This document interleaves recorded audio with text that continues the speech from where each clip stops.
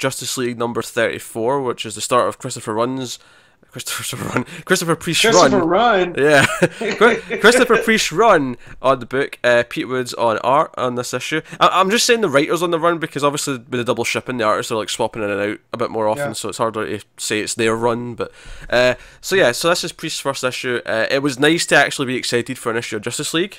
Right? For a change. It's weird. Yeah, so it's been It's been a long time. all of Rebirth. Yeah, all of Rebirth. We've not been excited for Justice League. And honestly, even towards the end of New 52, I wasn't excited. I was kind of going, okay, it's all right. Yeah, Darkseid War was dragging on. That was like 11 issues. That was a year of Justice League, and it felt like it was dragging things down. It wasn't bad, but I wasn't excited for it by the end. I can tell you that. No. So this is a kind of a I like Matt's probably going to love this story because when you get to the end of it, the little thing for next time is more breaking Batman. Yeah. Which I feel like is just right up Matt's alley. I do. Yeah, but I like how Priest is dealing with it because it's what happens when Batman tries too much. Like you have a support structure there, and you're still choosing not to consult with them, and it causes problems. Reading an interview before this came out. Obviously, they were doing the hype up for the new run, and Priest was talking about how at least the start of the run for a while is going to be making Bruce recognize his limits, and it's going to be pushing him to those limits and making him realize he can't go any further, which is kind of similar to what King was saying at the start of his run. Yeah, so a lot of that going on, and it's a little bit deconstructing the Bat God mythos, right? Like, yeah, a little bit, making him a bit more human. Because I mean, this issue starts. He's like, he's barely sleeping. Alfred's like pissed off because he's getting like an hour of sleep a night or something like that, and it's all going on. Although I did really like the start on this other planet with the weird little alien dude with Baz is there. with Baz, which was good, keeping in continuity with Green Lanterns because he's not staying on Earth. So also, I think this is the first time we've seen Simon do his prayers like that. It's been a while if it has. Which I thought was cool, because at first I was like, who's this guy? And then I was like, oh, it's Simon. Well, he's got this is cool. He's got a cool mask on as well, though, so you can't even see who it is at first. He's just exactly. I don't. How do you know which direction to point? That's what I was wondering. Maybe he's got the his star, just kind of guides him? Yeah, he's got his star charts out. He just has to point to Earth, basically. Just get to Earth, and that's good enough. Well, yeah, I mean, if you're on another planet, you point towards Earth for Mecha. Simple. No, okay. Yeah. Exactly. So, but the fact that he is, sometimes I forget that he is this Arabic Islamic character, and because he kind of bucks that trend so much. Because from what we know about Simon is he loves cars and he loves being a Green Lantern. So, and also he makes those cookies with his mom for the holidays. So, but we haven't gotten much on his faith, and I thought that was a really cool introduction to Priest Run. It's really the first thing we see. It feels like the sort of thing Priest will touch on maybe more than some other writers. Like he'll want to play with it a little bit. But anyway, so what happens in this issue is basically there's multiple things happening at the same time. There's what appears to be an alien invasion, although it turns out by the end that it's actually just a tourist group of aliens who have just made a wrong turn and gotten too close to Earth. In Albuquerque, which again, with the Looney Tunes crossovers we just had, that cracked me up. It's like Priest going, I should have done more of these. So Baz is out there with them. There's an earthquake that's happening. There's some YouTube jihadists who have kidnapped a couple of nuns, which is a really specific plot. So Batman gets to the call and he sort of splits up the team. He's saying, no, Jess, you don't go with Simon. You go to the Hurricane with Flash. Aquaman and Wonder Woman come with me. Like Superman's at the Hurricane as well. Or the earthquake. It was an earthquake, sorry. I'm mixing up natural disasters. But it turns out it's a tsunami later, so I've got multiple natural disasters to deal with. Which, that's my main problem with Priest right now. It's like, you think Batman wouldn't have factored in that Corona Del Mar literally means Jewel of the Sea? Like, he wouldn't have figured that out and sent Aquaman there? Well, that's the point. That's the point, yeah. He makes a mistake. That's the point, is that he's overstressed and he misses it. He's too tired that he overlooks it. I understand that, but still, that's like a basic thing. Like, I don't know. That was a little. Well, I mean, he's gone 3 days with no sleep. That's kind of the point of the start of this issue. Alfred goes, no. 3 days. We said that was the limit. I get that, but out of all the other mistakes, like that one, I feel is like you could have had a better reasoning for it. That he was just like, I didn't even think about the name. Like, he sent Aquaman because Aquaman, they needed the muscle. I don't know. You know what I mean? I disagree with this completely. This is No, just, I this is a like silly this. complaint. I think it's the point that he's so focused on what the issue is and the bigger concepts that he's overlooking things like that he should be noticing. Yeah, I'm glad it's a simple detail. It actually makes it much more believable to me.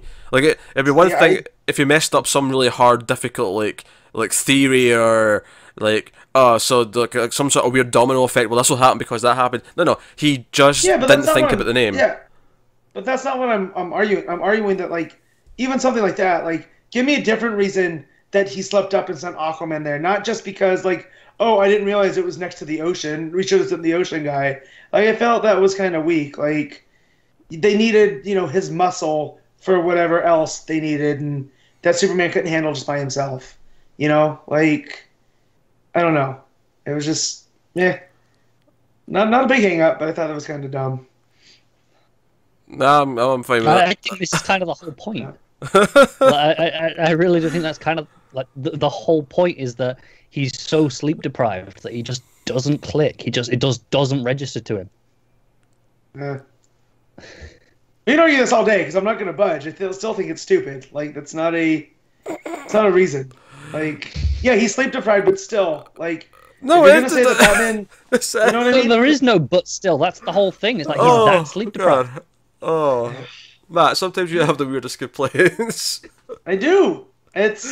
I'm reading it going, okay, that was stupid. Like, I don't buy it. I don't buy it, even under him being sleep deprived. Can I just point out that Matt's complaining that the mistake that a writer had Batman make was too silly. Batman's better than that. That's his argument right now, is that Batman's not dumb enough to make this mistake. He's basically because Batmaning out of the fact that Batman is human. I am not because Batmaning. This dude studies how many different languages, right? We know this. He would know, like, there's an ocean there, and if there's an earthquake by an ocean, it's usually going to cause a tsunami. I know this. I'm not a geologist. I'm not a climatologist. I've just seen enough disaster movies to know that tsunamis come with earthquakes. Yeah, that's common sense, and Batman knows that he's still aware of that part. It's just that he didn't realize it was by the ocean. I didn't know it was by the ocean. I didn't either. Okay. And I'm at least half as smart as Batman, so I mean. I almost said something that would have been unforgivable, so I'm not going to say it. I really want to know what he was going to say now. I was like, well, you guys are Batman. Like, can't believe this become me defending Batman. This is the best. I'm going to be in a full cowl by next week. Thanks a lot, Christopher Priest. All right, anyways. Well, getting past the mistake that Matt's not on board with, this basically leads to Aquaman getting there late, and then Batman's too slow to actually save the nuns. Wonder Woman's in there. She's actually taking care of the situation, but the cops, despite being told that things are under control, throw in the tear gas anyway. It actually blows up the one of the nurses or nuns have got an oxygen tank, and it kills one of the perpetrators. So it's the bad guy who dies, but it's still kind of like, no, we had this dealt with, no one had to die. Like, this is further than it had to go. And then the other perpetrator freaks out and stabs the other nun. Stabs one of the nuns. And, Batman gets in there just a little bit too late and sees it happen. And Superman at the end of the book goes to see him at the manor and is like, hey, like, we saved thousands of people, like, from the tsunami. We saved one of them, like it happens. Like today was pretty much a win. We did the best we could, and we achieved a lot. But Batman feels like no, that shouldn't have happened. I should have been there quicker, So, which is a very Batman attitude. But he is making mistakes. So I'm curious to see where this goes with that and how it plays with these various things. Yeah, no, I really like this idea that at the end, it's not that he should have been there quicker. It's that you shouldn't have been there at all. We should have had someone else. We should have had the reserves. Someone else could have covered this. Yeah, that's kind of Superman's point. It's like, we've got a team for a reason. We can handle things without you. You don't have to be there for everything. This all happened because I didn't listen to Victor. So... Yeah, and Alfred. Let's not forget not listen to Alfred. That too. So Yeah. no, I think it'll be interesting to see how if Batman gets to a point in this book where he starts delegating a little bit more and accepting. Yeah. Like, how great would it be if there's like a giant arc going on, but the entire time Batman's like forcing himself to relax in like a beach somewhere, and he's like he's got a Mai Tai, and he's like, no, I'm not getting involved. I'm not getting involved. It's almost like. I like the ending. It almost implies that okay, maybe this could be like almost Batman trying to take a break from the League because you know, Superman says, "Oh, we'll manage without you," and he's like, "Yeah, maybe you should." Maybe. Yeah. No, I also like seeing him. We're so used to seeing either Bruce in like a tuxedo or a suit or doing the the half cowl look, but it's him nice just in the sweats. Yeah, in a tracksuit kind of deal, just sitting on the steps in Wayne Manor. That's something I don't think I can recall seeing. So, nice look for him. Trying to relax. Art was pretty good. Mm-hmm. Yeah, I liked it. I mean, obviously, it wasn't the best art ever, but it was really solid. I especially like the stuff in Aquaman's space. ponytail is out of control. And that's not a complaint. I love it. Yeah. Yeah, Car's breaking up a little bit. He didn't really get anything what he just said. But no, I like the stuff in space in particular. I think that all looks really good. I think Pete Wood's style and the colours actually really lend itself to all the space stuff. There's a good sort of space opera vibe going from the stuff on the planet and then the stuff in space with the ships. Also, usually I don't like it when the art's this blocky, but I like it here. He does a really his Superman is like super broad and bulky and it fits. So I like that, and then but his Wonder Woman is, not. It's kind of the opposite of that, where she has strength, but she's not. She's almost blocky. cartoony by comparison. Yeah. So. I really like some of the layouts as well, and like when the gas grenades are going into the building, they kind of pop out of the panel. It has almost like a 3D effect to them, which is really nice. Yeah. Yeah. I dug this a lot. It was actually really nice to, because not only was I excited for a Justice League book again, like I'm on board now. I want to see the next issue. That's a weird feeling. Also worth mentioning, Priest, much like his Deathstroke, has the sort of scene titles sprinkled in there. It's upon thinking about it right now, it's kind of like an anti-Deathstroke story, whereas Deathstroke started with this. I'm going to build up this character to break him down. He's starting already with a broken down character with Batman, and we'll see where he goes from there. So that's true. And to go back to the